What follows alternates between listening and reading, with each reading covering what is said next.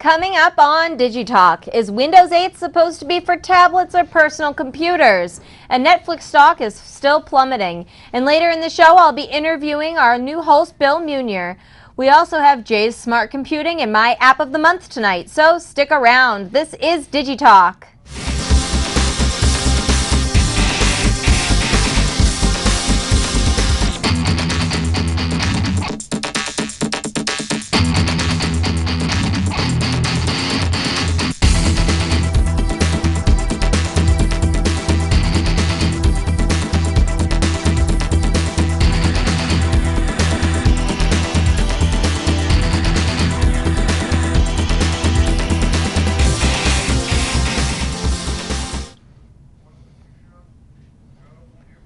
All right, well, welcome to DigiTalk. My name is Sarah. And I'm Jay. We want to thank you all for joining us here tonight. We've got a fun show for you tonight. First, we're going to talk about a little something kind of cool, which is my favorite game in the whole world. It is The Sims. I know it was a big deal when it came out, and it's kind of fallen off the face of the earth for people who don't play it obsessively, like myself. It's probably the coolest thing around. Yeah, it's like I was saying before, my wife is really into The Sims 2, and I've tried to get into it. There's an Xbox version, so I picked that up. No, you can't play it. It's going to be the PC. You got to do it on the computer. I really have to say that it's probably one of the coolest games ever. Yeah. It's one of those games that sucks your time in really well. Right. But you know, I've played on a bunch of different things. I've tried to play it on the phone. It doesn't work well. Not the same. Yeah. And on Game Station, like PlayStation, Xbox, it just doesn't work out very well because you're trying to do all these really intricate things and press things, and you're using it. It's just it doesn't work as well. Better with a mouse and keyboard. No. Oh well. That was fun. All right. Well, there are a few ways to contact us. You can find us on Facebook at facebook.com/DigitalkShow, or follow us on Twitter at twitter.com/DigitalkShow, or email us at digitalk@jbdavisproductions.net. And you can call us here live tonight at 978-777-2720. So now is the time where we update you on what's happened in the tech world recently. We have the news up first with 6 topics to run through this week. So let's get right into it. It's time for the news.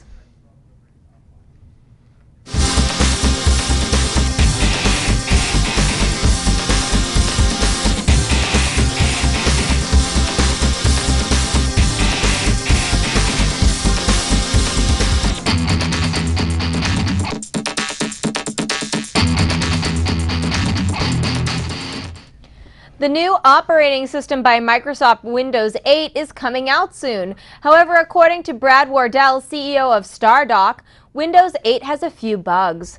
Wardell states that Windows 8 does not know if it wants to be a desktop operating system or a tablet operating system, and that has many unsustainability issues.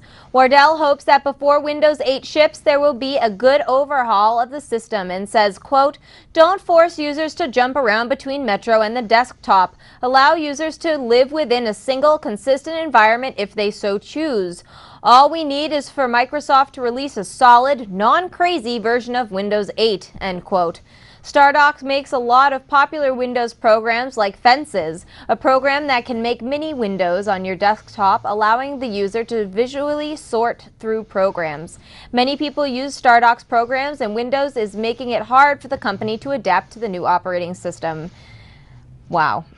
I'm pretty excited for Windows 8. I mean, I see that they're I don't know if you've ever seen it, but there's like an interface where it would make sense. You could use it on a touch screen. Well, I mean, doesn't it look like the new Xbox home screen? Yeah, the home screen or the Windows Phone. So a lot of people are up in the air. I don't think it's very attractive. Yeah, so that's just me, though. And Facebook investors are getting rid of their stock. According to the report by the CS Monitor, quote, investors are dumping Facebook stock, spooked by slowing revenue growth, the lack of a financial outlook, and plans to spend more money in the coming months, end quote. However, some people see that Facebook is worth hanging on to, thinking that it is very volatile but worth the wait. Kristen Bertelsen, Chief Investment Officer at wealth management firm Global Financial Private Capital, says that she views it as a tomorrow stock. To go along with Facebook, investors like Bertelsen are looking at the history of Amazon. Amazon stock went from $2 a share to over $200, and people are looking for that to happen again. Investors like Bertelsen feel that Facebook could go up, but are going to keep watching in the next few days.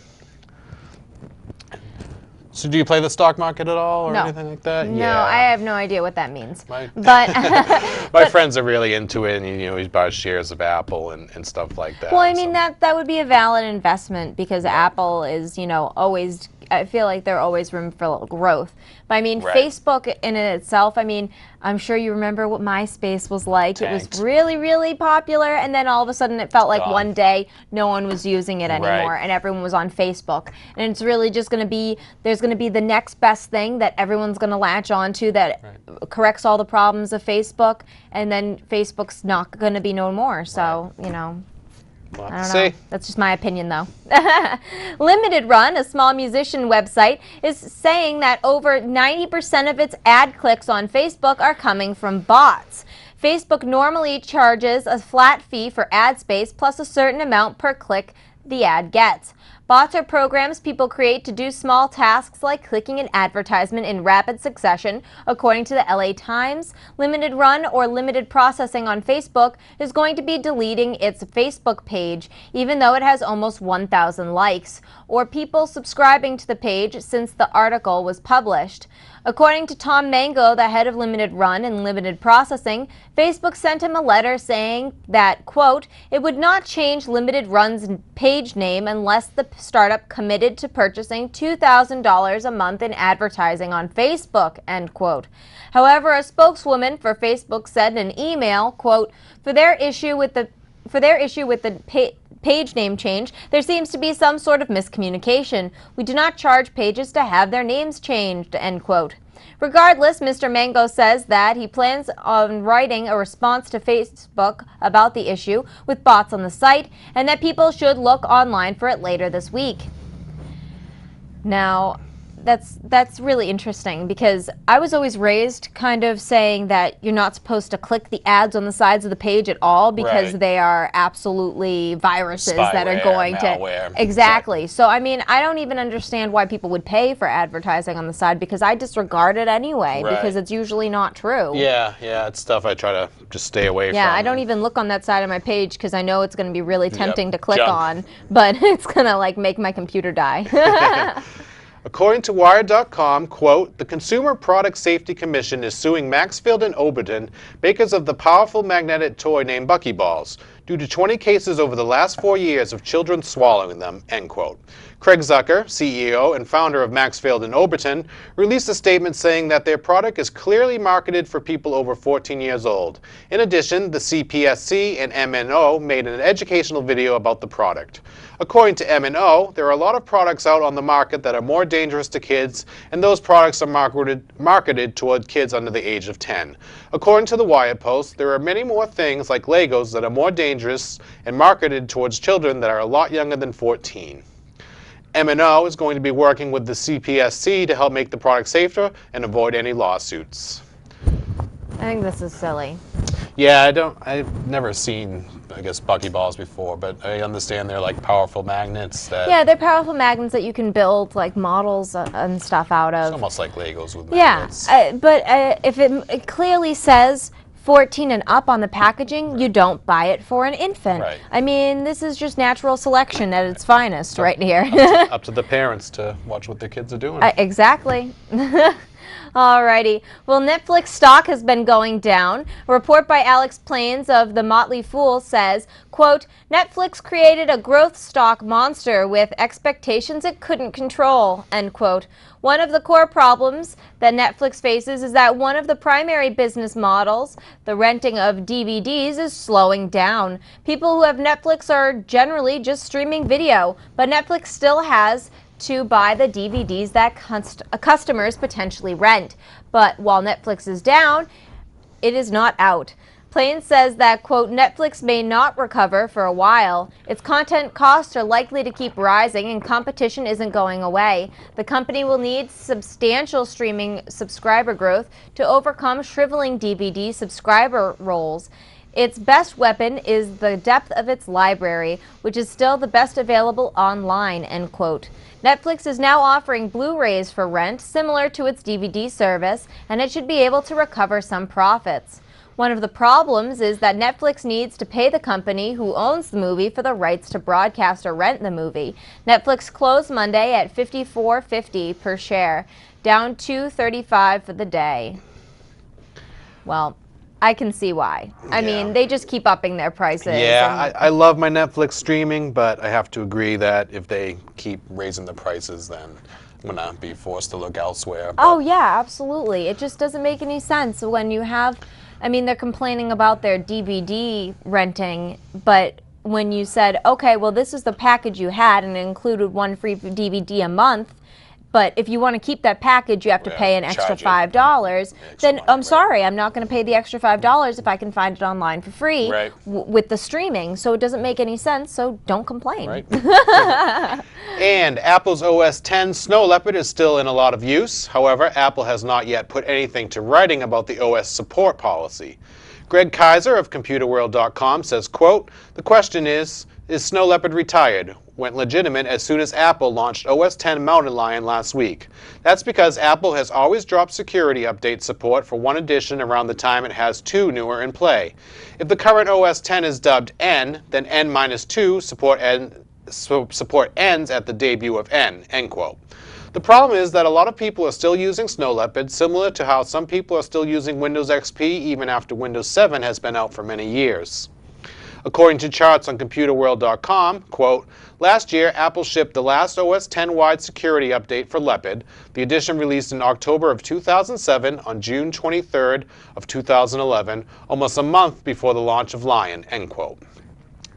Well, I know I'm still using Snow Leopard, and you know, it's, maybe I am. The security updates don't really bother me. I mean, again, it's a Mac, so you don't really have to worry as much. But yeah, I mean, if you're just smart about it. Yeah, it's a smart computing.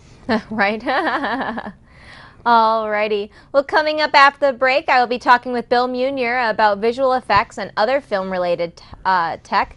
We also have Jay's Smart Computing and my app of the month coming up later in the show, Emoji. So you don't want to miss it. This is DigiTalk.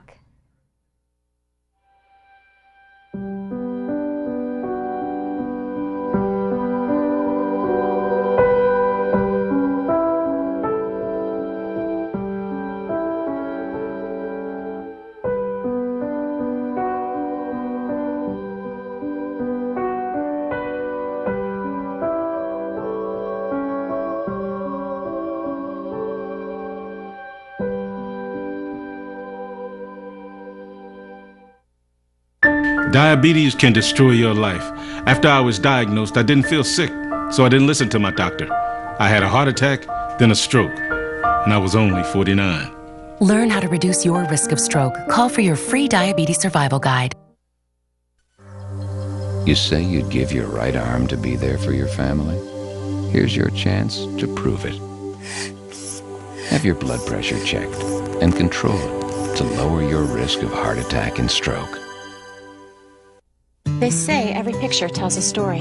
Last year, 31,000 stories were left unfinished because of HIV/AIDS, and 160,000 were cut short by breast cancer. But this is about DVT, deep vein thrombosis, and its potentially fatal complication, pulmonary embolism, that ended 300,000 stories last year. More than AIDS and breast cancer combined. DVT is a blood clot, usually found in the leg, that can break loose and travel to the lungs where it can be fatal. Some risk factors include obesity, recent surgery, restricted mobility, respiratory failure. All right, I want to thank everyone for joining us today. I hope you had as much fun on the break as we did. Once again, this is DigiTalk. I want to let you know that you can find our latest shows on DCAT servers at danverstv.org. You can find these shows and all of DCAT's recent shows by clicking the On Demand menu button at the top of the page. So, as promised, we have an interview today with Bill Meunier. I'm sure you recognize him from a couple of shows before, but we're going to get right into the interview. And Bill, why don't you tell us a little bit about yourself? Thank you, Sarah. Hello, everyone. My name is Bill Meunier. I am a film video expert, kind of whiz, and I like to do a lot of editing and visual effects work. Cool. So you studied film and video in any specific field? Or? Focusing primarily in post-production, which is editing. Oh, okay. So now when you say post-production, what exactly do you mean by that? Post-production, what I mean by post-production is it's the end result of the film. It's the end result of the production process. It's the final stages that a production company or a film crew goes through in creating the film and the movie that we see on the screen. It includes sound design, sound editing, visual effects work, and of course editing. Oh, okay. What are some of the videos that you have made or been involved with? I've made a bunch of short films, primarily in school. I've also been involved with making a documentary and a feature film, and I've also done some work in advertising. Oh, cool. Cool. So Bill, on the last episode of the show, you talked about the program Adobe After Effects. Is that the primary software that you use to create the visual effects that you work on? Yes, it is. I also use a little bit of Photoshop and a little bit of Adobe Illustrator. Adobe Suite. Okay, cool. And what can we expect to see in future segments of the show?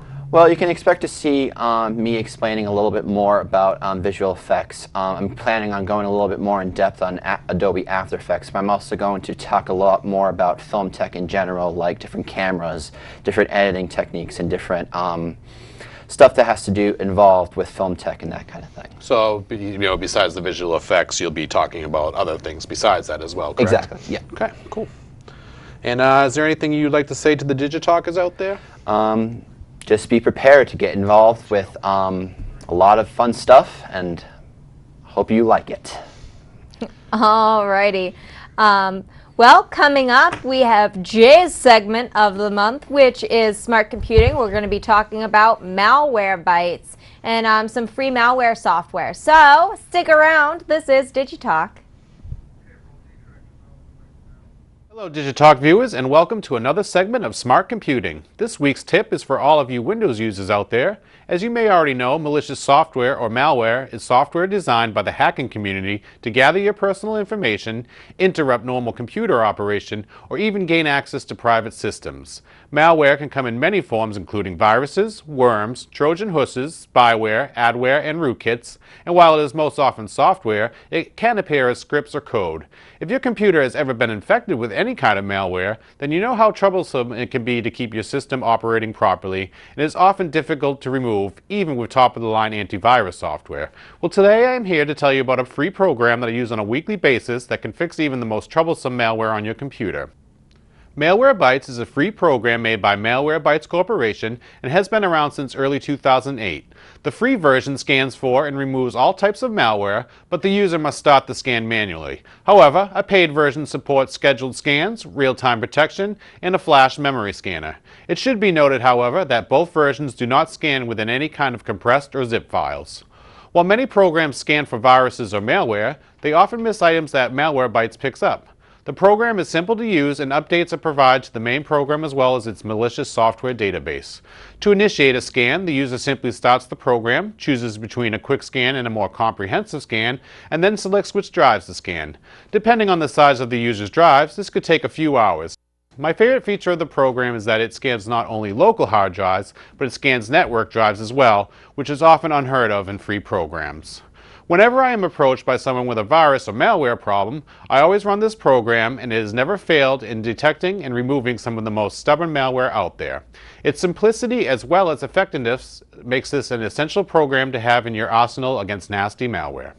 Again, the program comes in a paid and free version, but I found the free version does the job. I use it on a weekly basis, and I have also seen it do a tremendous job on other people's computers, saving their data and the expense of having to bring their computer to a local repair shop. I highly recommend this as a part of an overall security and maintenance program for your PC. To download this program, simply visit cnet.com and visit the download section on the site. On the right-hand side, you can find the program under the most popular downloaded programs section, where it often ranks in the top 10. The program received a 5-star rating by the CNET editor's staff, and user reviews are just as positive. The Pro version can be had for the asking price of $24.95, but unless you need real-time protection and automatic updates, I don't find it necessary.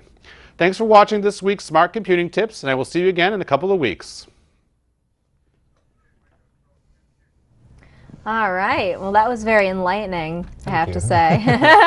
But that's great. I mean, it's definitely great to like extend out something that you use yourself because you already vouched for it. It's a cool program, and it's, you know, it's when people come to me with computer issues that almost always solves it. So definitely recommend it. So I know who to bring my broken computer to. You man. Absolutely. Well, I just want to let you know we still have more to come. After the break, we have my app of the month, Emoji. Find out what this app is and my rating for it. We want to thank Bill for being with us today. Definitely opened up our world a little bit. But stay tuned. You are watching DigiTalk.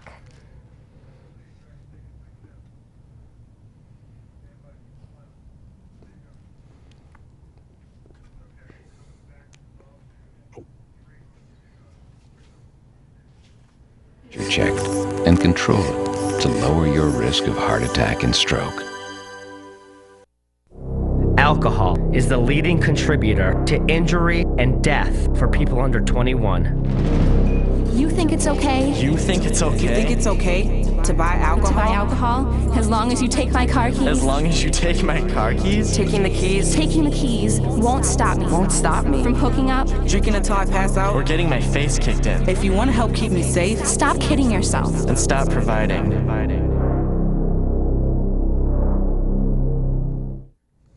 I want to welcome you all back to DigiTalk. Once again, I'm Sarah. And I'm Jay. I just also want to let anyone out there that is watching the show, if you have any comments on the show, have any questions or anything at all, you can definitely email the show. The email is displayed right at the bottom of the screen. Definitely, we would love to hear some of your feedback. If you have any questions, if I said something too fast and you wanted me to repeat it, something like that, definitely email us and we'll address it in the next show. But before we get into my app of the month, I want to let you know that you can help out on the show by becoming a member of DCAT and taking a couple of production classes if you live in Danvers. Just come to DCAT and let us know, or you can email us at digitalk@jbproductions.net. This is a great opportunity for those that wish to get into the news business or for those who just want a taste of what it would be like to be part of a fast-paced show. Come join our crew and be part of the fun.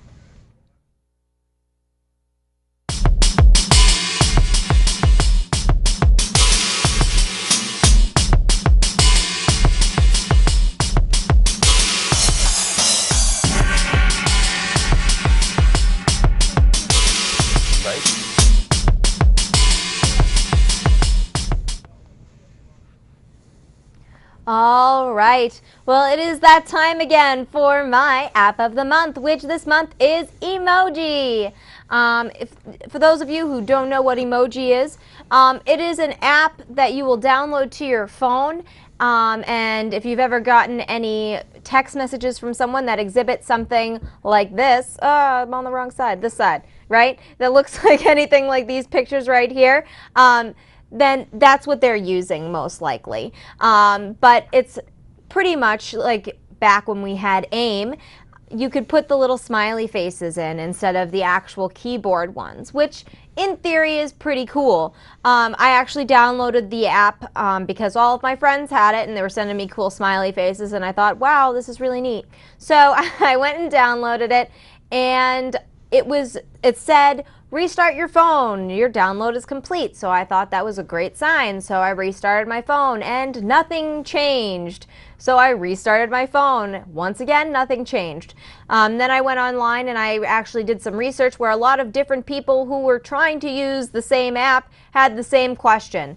And what ended up happening is I had to go into my general settings of my phone, hit add keyboard, and add the app as an actual keyboard onto my phone, so that I would actually have to press a button at the bottom of my keyboard on my screen, and a new keyboard would pop up that was literally just smiley faces. Now this sounds really cool in theory. Unfortunately, they were just pretty much the same smiley face a couple different times. Sometimes it just changed up the color. But it was like a smile and then a bigger smile. They don't have the classic smiley faces like the sticking out tongue one or anything like that. So I feel like they were kind of lacking in that department. And for this reason, my ranking for this app is a 5 on the dank scale. So it really wasn't that dank. I really feel like it could have been better. I mean, there's definitely, it doesn't have the kissy face, and that's the one I use the most often. So, but it had an alien face. Right. I mean, I don't even know when I'd use that. So these things like you can pop into a text message or whatever. Yeah, and I mean, they're so, when you get them in the text message, they're so tiny. Yeah. That you can, I mean, you can see if it's smiling or not, but you can't tell how wide the smiley face is, you know? Yeah. So it just seems a little bit silly.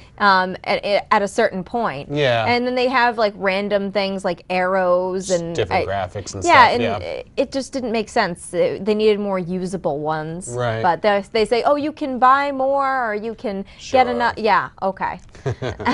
So, not my cup of tea. But I want to thank you all for joining us here tonight. I hope you guys had as much fun as we did. We definitely did, laughing it up. But, you know, we definitely covered some really good news topics. We're getting out there. Yeah. We're telling you what's going on. If there is something that you want us to cover is another thing, definitely send out an email to us and say, you know, why haven't you talked about this? I think it's really important. Send us an email. We'd love to hear about it.